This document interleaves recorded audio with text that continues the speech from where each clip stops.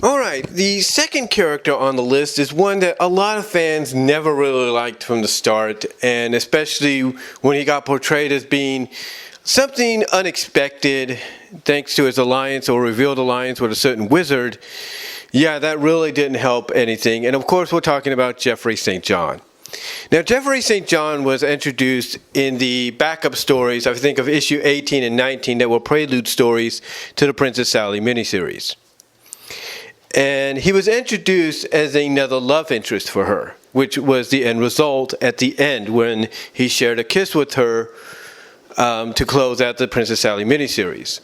Now, the miniseries, according to Ken Penders and various other sources, was meant to basically see whether or not there was room on the plate to do a Sally portion of the franchise. In other words, a Sally comic, Sally merchandise, stuff like that, which of course I think was being test run at that time, around that time frame in Sydney, Australia, with the Sonic and Sydney Live stuff.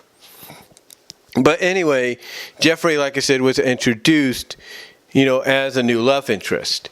And throughout his various appearances in the comic after the miniseries, he would always greet Sally with a kiss. He would always greet her with a kiss. Sometimes it would be on the lips, right in front of Sonic, or it'd be on the lips in front of some of Sonic's friends, who would even basically kind of, mention to themselves that Sonic will not like seeing this.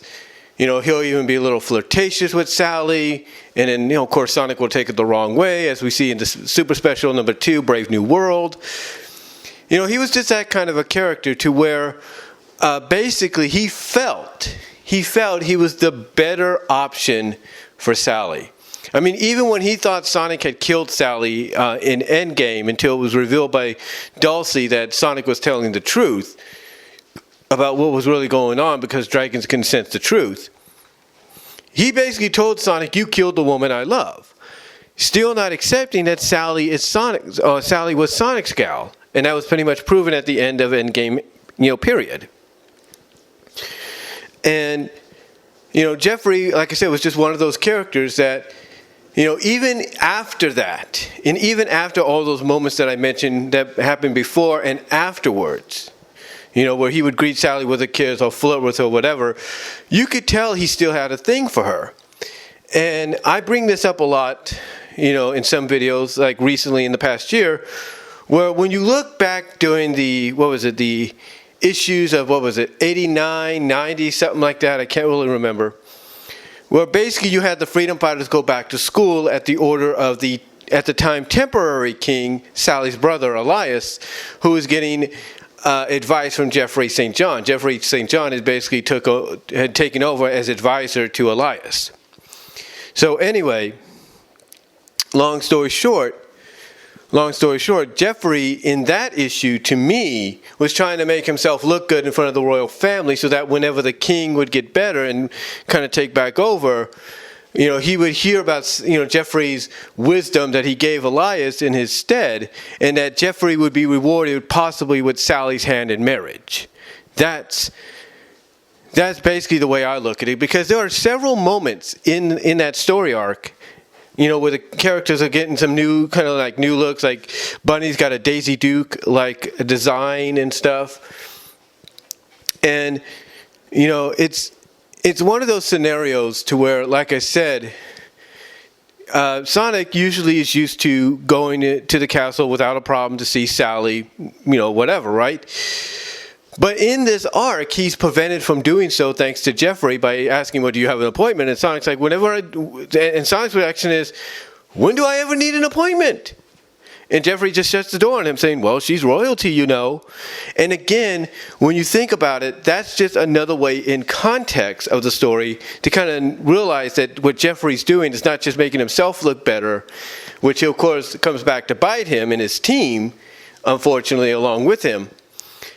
But it's also his way of trying to, like I say, make himself look good so he could potentially convince, or believe, and maybe even convince the king, when he get the real king, Sally's father, once he gets back into power, to be like, "I would like to have your daughter's hand in marriage," or "I'd like to be her new consort," or whatever the case may be. Basically try to get to be Sally's love again. Which, of course, like I said, all this backfired in his face. But yeah, Jeffrey was another love interest of hers. Another love interest. And for a while, him and Sonic always had this rivalry. That is, because of not just ego and wanting to prove who was the better hero and the better servant of the kingdom, but also the fact of who was the better choice for Sally. Now, thankfully, this would all come to an end when Jeffrey and Hershey finally married, or finally became an item and then married eventually, which a lot of fans were wanting because they see Hershey show up and they're like, oh yeah, this works perfectly.